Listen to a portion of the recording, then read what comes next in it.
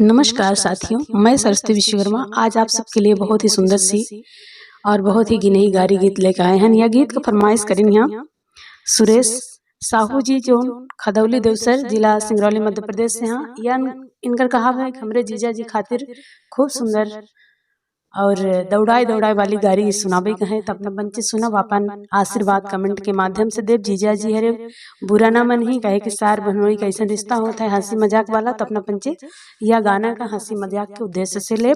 इनकर बहनोई आई श्री संतोष साहू जौन सर पतही के आई और जौन बुद्ध सेन जीजू हाँ तई खदौलन के आई ले दोनों जीजा जी बढ़िया गारी सुनी। और गारी कैसन लागत थी कमेंट में अपन आशीर्वाद जरूर दे। आई गीत सुनी थे, धन्यवाद।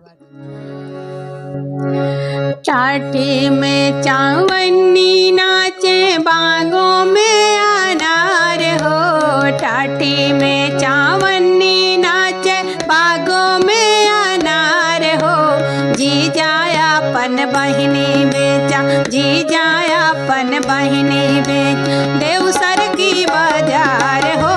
जी जाया पन बहिनी बेचा देवसर की बाजार हो। जी जाया पन बहिनी चाटी माँ चावनी नाचे बागों में अनार हो, टाटी में चावनी नाचे बागों में अनार हो। संतोष अपन बहिनी बेचे, संतोष अपन बहिनी बेच सिंगरौली बाजार हो। संतोष अपन बहिनी बेचे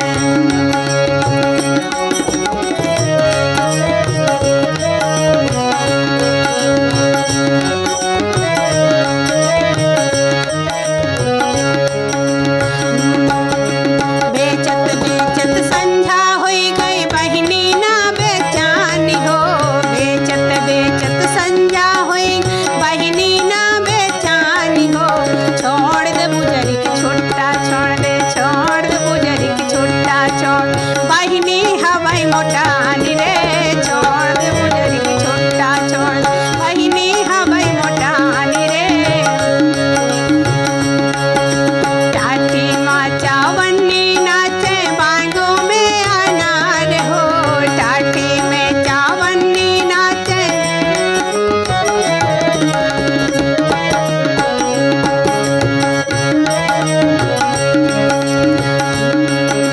टाटी में चावनी नाचे बागों में अनार हो।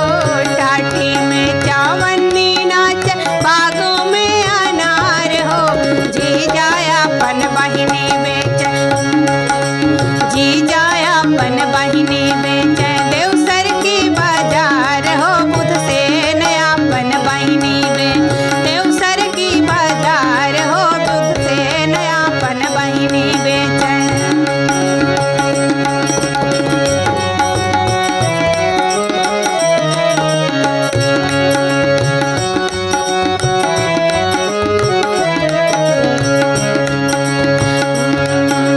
बेचत बेचत संझा होई गई बहिनी ना बेचानी हो। बेचत बेचत संझा होई गई बहिनी ना बेचानी हो। छोड़ दे बुजरी की छुट्टा छोड़ दे, छोड़ दे बुजरी की छुट्टा छोड़ बहिनी हमारे दानी रे। छोड़ दे बुजरी की छुट्टा छोड़ बहिनी हमारे दानी रे। छोड़ दे बुजरी की छुट्टा छोड़ दे। टाटी में चावनी नाचे बागों में अनार हो, टाटी में चावनी नाचे बागों में अनार हो। जी जाया पन बहिनी बेचे, जी जाया पन बहिनी बेच बढ़न के बाजार हो। जी जाया पन बहिनी बेच, जी जाया पन बहिनी बेच देवसर की बाजार हो। जी जाया पन बहिनी बेच संतोष अपन बहिनी बेचे देवसर के बाजार हो। बुध से नया पन बहिनी बेच बढ़न के बाजार हो। बुध से नया पन बहिनी बेच सिंगरौली बाजार हो। बुध से नया पन बहिनी बेच संतोष अपन बहिनी बेच बुध से